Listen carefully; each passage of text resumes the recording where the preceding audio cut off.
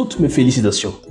Vous venez de finir à peine votre parcours académique au niveau secondaire. Vous vous apprêtez maintenant à aller au niveau collégial. Cependant, vous vous posez sûrement une question. Comment s'assurer de choisir un bon programme d'études? Dans cette vidéo exclusive, je vais vous partager 3 éléments assez importants. 1. Les erreurs à éviter lorsque vient le moment de choisir un programme d'études. 2. Les stratégies à utiliser. Et 3. Les outils dont vous pouvez vous prévaloir afin de pouvoir faire un choix éclairé des programmes d'études. Mon nom est Emmanuel Kambi, je suis conseiller d'orientation scolaire et professionnelle, cofondateur et directeur général du cabinet Étudie. Le cabinet Étudie fait partie de l'OPCC, l'organisation des professionnels congolais du Canada, la plus dynamique des organisations qui regroupe à la fois des professionnels, des étudiants, mais aussi des entrepreneurs congolais du Canada. Si vous qui me regardez, vous avez envie de lancer votre business, que ce soit en ligne ou en présentiel, ou encore de pouvoir effectivement donner de la vigueur, donner de l'envol à votre carrière, ou pourquoi pas de choisir un établissement d'enseignement et vous avez besoin d'aide pour y voir un peu plus clair, contactez-nous sur www.opcc-canada.org. Il nous fera plaisir effectivement de vous aider. Venons-en maintenant à ces sujets assez importants et à la fois délicats, les choix de programmes d'études. Lorsque j'accompagne des personnes dans leur effectivement réflexion au niveau des choix de programmes, je constate qu'il y a des erreurs que la plupart commettent.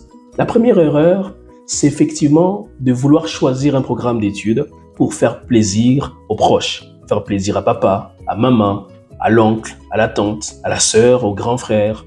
Et souvent, malheureusement, les parents mettent assez de pression sur leurs enfants. Ils veulent que ces derniers puissent choisir un programme d'études qui a un certain statut social, médecin, infirmier, avocat et j'en passe. Le problème ici, c'est que les enfants n'ont pas les mêmes caractéristiques que leurs parents. Les enfants n'ont pas les mêmes intérêts que leurs parents.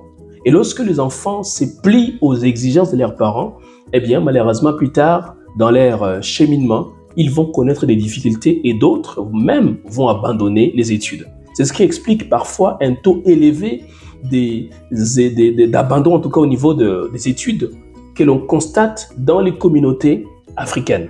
Et je voudrais au travers de cette vidéo sensibiliser à la fois les étudiants, mais aussi les parents à ne pas commettre ce genre d'erreurs. Deuxième erreur que je vois souvent que les gens commettent, c'est de choisir un programme sur base tout simplement de décisions ou des choix des amis. Les amis ont choisi d'aller en sciences nature au cégep ou d'aller à l'université en génie mécanique et tout le monde va en génie mécanique. Mais c'est une erreur grave parce que même si c'est vrai, au fil des ans, vous avez tissé des liens avec vos amis, mais vous n'avez pas les mêmes passions, vous n'avez pas les mêmes compétences non plus.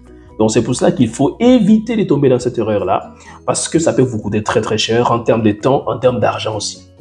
Troisième erreur, c'est de choisir parfois un programme d'études sur base du salaire. On dit voilà, ça se paye très bien, ça paye très bien dans tel domaine, dans tel programme, et par conséquent, je vais aller là-bas. C'est vrai que le salaire est intéressant. Cependant, lorsque vous allez faire un emploi qui ne correspond pas à vos valeurs, il y a fort à parier que vous allez abandonner votre emploi.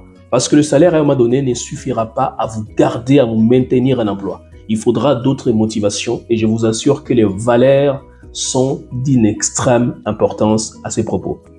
L'autre erreur, pour terminer, que je vois beaucoup de gens commettre, eh bien, c'est tout simplement de faire les programmes qui leur ont été suggérés par leur conseil d'orientation sur base d'un test psychométrique. Il est incontestable que le test psychométrique est un des outils qui facilite la prise de décision au niveau des choix de carrière. Mais c'est basé seulement sur les tests psychométriques et sur l'avis d'un conseil d'orientation est une erreur grave et coûteuse. Voilà un peu quelques-unes des erreurs que je vois souvent dans l'accompagnement que j'offre, en tout cas aux personnes qui viennent me voir pour choisir un programme d'études. Passons maintenant aux stratégies que vous pouvez adopter afin de renverser la vapeur. Première stratégie, choisissez un programme d'études qui correspond à votre profil. Qu'est-ce que j'entends par profil? J'entends ici par intérêt, valeur, aptitude, compétence, passion. Choisissez bref quelque chose qui correspond à votre personnalité. Nous n'avons pas tous la même personnalité. Il y en a ceux qui aiment et préfèrent même des emplois manuels. D'autres préfèrent des emplois où ils travaillent avec des processus, des procédures. D'autres encore préfèrent travailler dans quelque chose qui correspond à la mode, à l'esthétique. Ou encore d'autres préfèrent tout simplement prendre des risques pour se lancer dans des aventures, que ce soit entrepreneuriales ou autres. Donc, on n'a pas tous la même personnalité.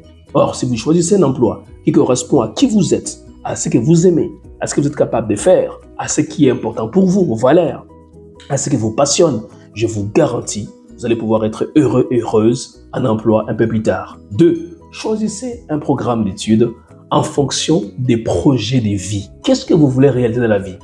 Parfois, les gens me disent, Emmanuel, moi, je voudrais créer une application qui va pouvoir apporter une différence dans le monde médical.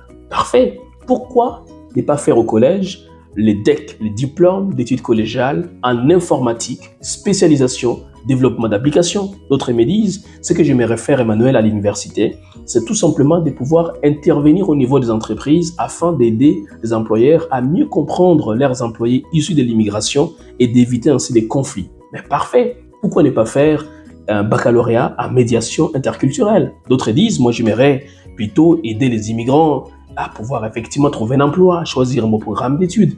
Pourquoi ne pas faire un baccalauréat en orientation? Est-ce qu'ils maîtrisent en orientation?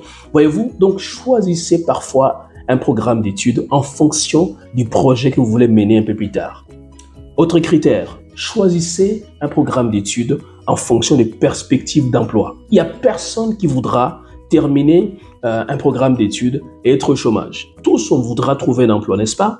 Donc, aujourd'hui, c'est important de se demander comment évolue le marché du travail.